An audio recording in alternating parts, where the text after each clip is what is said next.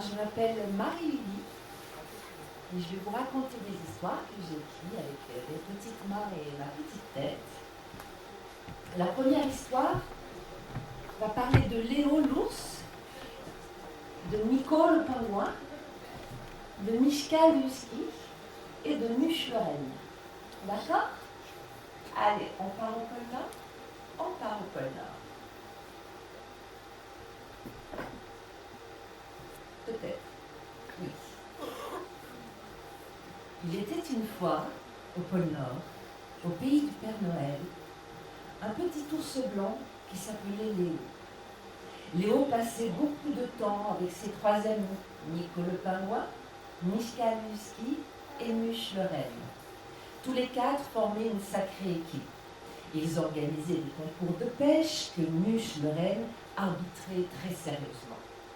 Léo l'ours et Nico le pingouin étaient les spécialistes de la pêche sous l'eau et rapportaient suffisamment de poissons pour les partager et les déguster entre amis. Ils aimaient aussi faire la course. Nico donnait le top départ et Mishka le husky arrivait très souvent le premier. Pour les descentes en luge sur le derrière, c'était Léo l'ours qui était le champion.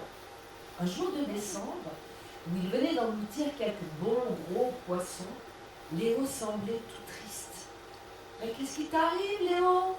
T'es tout triste, t'es tout mou. »« Non, ça va. Qu'est-ce qu'il y a? Il est pas bon le poisson? »« Si, si. Bah alors quoi? » ?»« Vous êtes mes amis, alors je vais vous dire. Moi, j'ai envie d'avoir des câlins. J'ai envie qu'un petit garçon ou qu'une petite fille me fasse des bisous et des câlins. C'est pas possible, ça. Au pôle Nord, il n'y en a pas des enfants. Hein. Et si tu commandais au Père Noël des câlins, peut-être il t'amènerait ça. On peut faire ça, le Père Noël, c'est un amuche. Mais non, répondit Nico, c'est pas possible, ça. Oh, avec toi, Nico, c'est jamais possible. Non, mais attendez, on va aller demander au Père Noël et lui, il va nous dire si c'est possible. Les quatre amis restèrent silencieux un moment. Quand Muche s'écria, mais si tu t'en vas, si tu es avec des enfants, on ne sera plus entre amis en fait. Et on ne fera plus la fête ensemble. Les quatre amis se regardèrent et eurent une petite larme qui coula le long de sa joue. Ils regardaient leurs pattes, ils étaient tout tristes. Arrivés devant le Père Noël, qui les écouta attentivement, « Mes pauvres amis, je vous aurais bien aidé, mais j'ai un gros problème. J'ai cassé mon traîneau. »« Ah ben non, s'il n'y a pas de traîneau, on ne peut pas partir avec vous. Et si on vous aide à le réparer, disent-ils. »« Mais comment tu veux faire? À 2 jours de Noël, on n'a rien pour le réparer, le traîneau du Père Noël. »« Moi je sais, dit Nico, on va le sculpter dans la glace. » Et ils passèrent des heures, des nuits à sculpter le traîneau dans la glace. Et au petit matin, ils purent partir avec le Père Noël sur le traîneau pour la grande nuit de Noël. De toit en toit, de maison en maison, le traîneau volait comme un cygne sur l'eau avec élégance et douceur. Lorsqu'ils eurent terminé de distribuer tous les cadeaux, le Père Noël leur annonça avec un petit sourire en coin. « Voici la maison du petit Benjamin. Je vous laisse vous dire au revoir. Pendant ce temps, je vais aller déguster les cookies qu'il m'a préparés. » Les quatre amis se regardèrent sans comprendre vraiment pourquoi le Père Noël avait un petit sourire. Et tout d'un coup, comme soufflé par le vent, le traîneau était projeté dans la cheminée. Et là, patatrac, la glace s'est brisée et elle a fondu. Les quatre amis étaient morts de froid, frigorifiés. Ils eurent l'idée d'aller se glisser dans les chaussettes qui étaient accrochées le long de la cheminée. Et ils se sont endormis après ce long voyage de la nuit de Noël. Le Père Noël les regarda avec un regard malicieux. Il claqua des doigts et se retrouva sur le toit de la maison comme une étoile filante. Le lendemain matin, lorsque le petit Benjamin arriva près du sapin, il découvrit dans les chaussettes un ours blanc, un pingouin, un husky, un renne en peluche. Il les prit tous les quatre dans ses bras et leur fit un énorme câlin. Et c'est ainsi que la magie de Noël a eu lieu. Nos amis n'ont pas été séparés et profitèrent ensemble des bisous et des câlins du petit Benjamin. Et lorsqu'il s'endort le soir, entouré de Léo l'ours, Nico le pingouin, Muche le renne et Mishka le husky, il ne se doute pas que les quatre amis se retrouvent entre amis.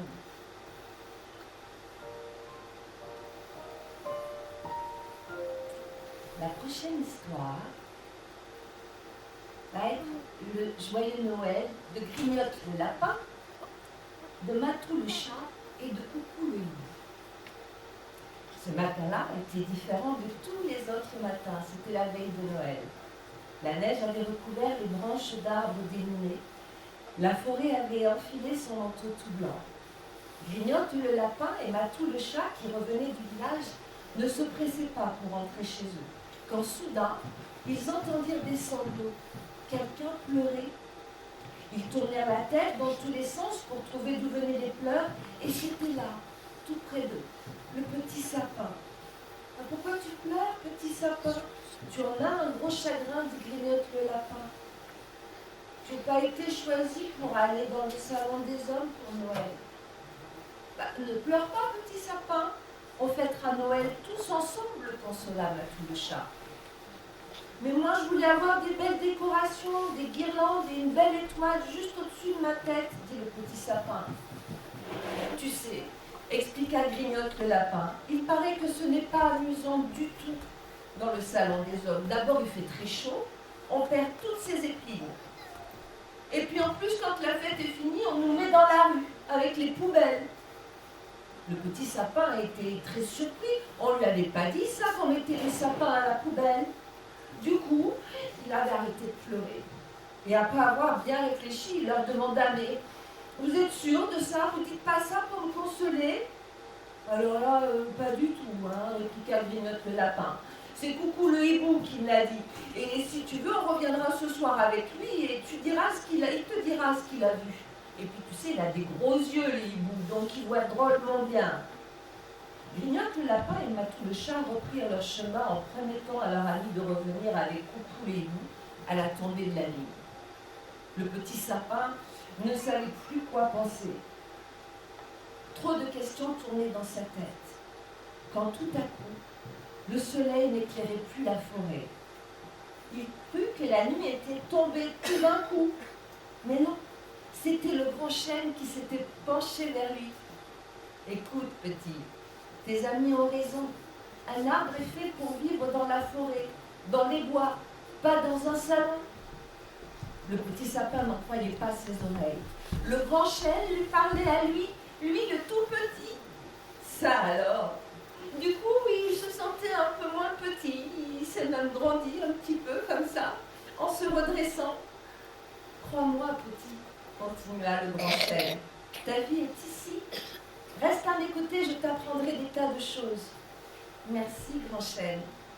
Tu crois que tu pourrais être mon grand frère, même si toi tu as des feuilles et moi des épines, si toi tu es un grand chêne et moi juste un petit sapin? Avec plaisir. Mais ce n'est pas parce que j'ai des feuilles et toi des épines que nous ne pourrions pas être amis. Nos racines se nourrissent de la même terre. L'amitié ne fait pas de différence. Tu verras, dès le printemps, c'est la fête dans mes branches. Je te présenterai tous les animaux qui viennent habiter chez moi. Les écureuils, les oiseaux, on va bien s'amuser. Et à la tombée de la nuit, comme convenu, Grignotte le lapin, Matou le chat et Coucou le hibou arrivèrent. Ils avaient les bras chargés de paniers. « Regarde ce qu'on t'a apporté !» s'écria le lapin. Et il sortit de son panier une belle guirlande rouge confectionnée de jolies boules de coupe qu'il déposa sur les branches du petit sapin. Matou le chat avait apporté des tranches d'oranges séchées et les accrocha au bout des petites branches. Quant à Coucou le hibou, il avait dans son bec une étoile toute dorée qu'il déposa délicatement à la pointe du petit sapin. et il s'adressa à lui. Tu sais, petit, depuis des centaines et des centaines d'années, l'homme décore un sapin pour Noël, pour indiquer qu'après l'hiver, venait le printemps, avec ses fleurs, ses fruits, ses oiseaux. Et c'est pour ça que l'on décore l'arbre de Noël. Alors, avec Grignotte le lapin et Matou le chat, nous allons accrocher à tes branches toutes ces jolies choses. Et puis peut-être, un jour, quand tu seras beaucoup plus grand, les hommes viendront te chercher. Ils te prendront avec tes racines. Comme ça, après les fêtes, tu pourras être replanté dans la forêt et te faire de tas de nouveaux amis. Le petit sapin avait bien écouté les paroles sages de Coucou les loups. Il était très ému. Puis il s'émerveilla. Qu'est-ce que je suis beau! Ah, dis grand frère, tu trouves pas que je suis beau? Tu es le plus beau sapin de toute la forêt, dit le grand chêne en souriant. Mais surtout, tu as de formidables amis. Merci mes amis, merci beaucoup. Joyeux Noël à vous tous. Joyeux Noël, répondirent en chœur Grignotte le lapin, Matou le chat et Coucou le hibou. La lune brillait comme une boule d'or, on entendit au loin les clochettes du traîneau du Père Noël, et Grignotte le lapin continuait à crier « Joyeux Noël! Joyeux Noël à vous tous, grands et petits. » Merci.